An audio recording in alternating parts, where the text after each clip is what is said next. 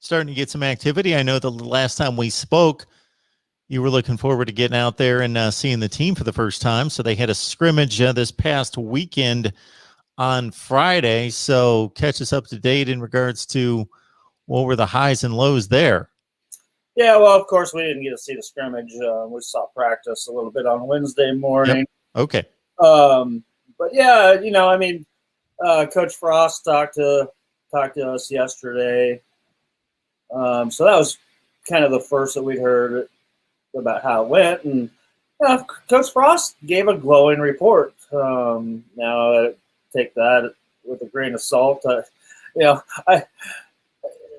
He says people, looked really good. Some people the best they've ever looked at Nebraska. I know we've heard that a lot before. How great practice has gone and stuff, but.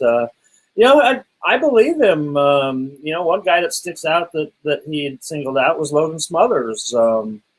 Adrian Martinez's backup, who he said, he'd been, driving the ball deep, the best he's ever seen since he's been here. So, that sounds encouraging. But, position groups all around. He really liked what he saw from the running backs that he's got out there, and the wide receiver group. He is loaded. So yeah, it sounded like all went well. They ran. I'm not sure it was 120 to 140 somewhere. Scripted plays. So yeah, everybody. As far as what we heard, we also heard from Samari Torre. The wide receiver transfer from Montana for the first time, and he thought the scrimmage went really well as well, and he seems to be fitting in here well and learning the playbook. Kind of funny that he'd mentioned that all the plays for Montana are still there in his brain, and he's tried to push those aside and learn the Nebraska plays. So that's got to be a difficult thing for a young man to have on his plate.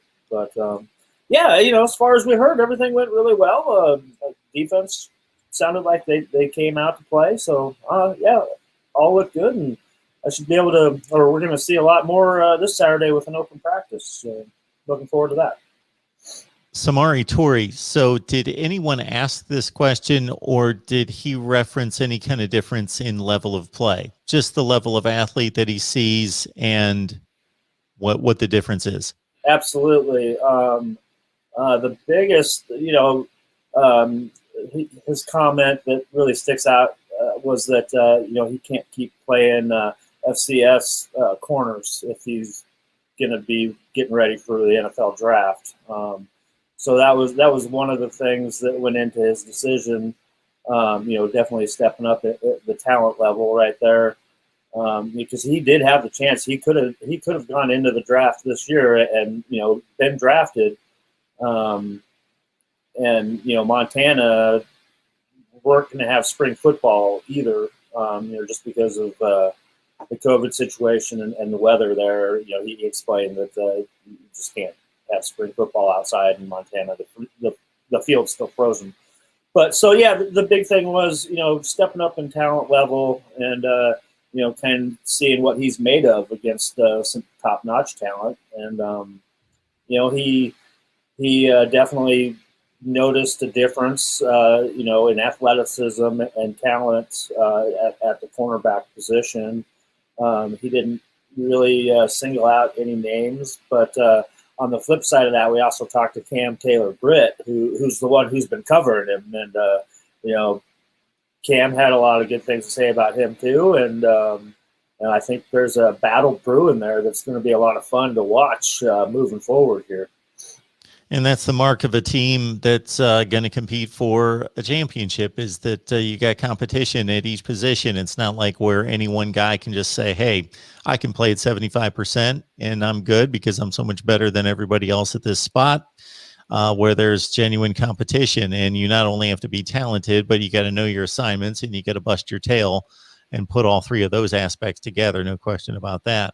Greg Peterson's on the line with us, talking Nebraska football every Tuesday night at 8 o'clock Eastern time. So we invite you to jump in the live chat Leave your comments, your questions, debate topics, anything you've got for Greg and I, whether it's Nebraska, the Big Ten, the nation, anything there. So we're running down the Friday scrimmage. Greg made it out to practice with the rest of the media last Wednesday. So I will say that even though Scott Frost, and I saw one of your reports with Sean Callahan, did talk about the running back position looking good, it was a bit unexpected. It appears as though that Marquis Stepp would not be able to participate this spring, and that does make the running back position pretty thin. Yeah, well, luckily there's a lot of bodies. It's very inexperienced. Yeah. But yeah, with Marquis Stepp having some type of injury, we don't really know what, that I guess he had and nobody really knew about.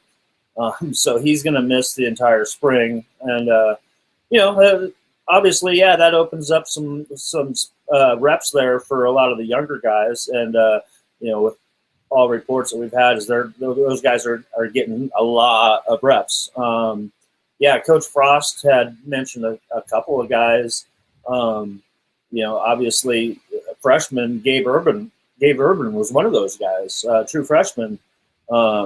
Said he made some nice plays in that scrimmage, and he can scoot. So then also Marvin Scott was another guy that he had mentioned that had a good scrimmage too. So that's good news right there.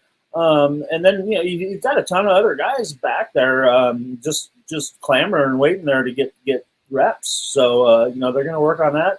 A lot of talented young guys, fast type of guys that you really can't wait to see what they can really do once they get an opportunity. So it's too bad we don't get to see Stepp up close in person besides just walking around watching practice. But it is what it is, and we'll wait to see him this fall.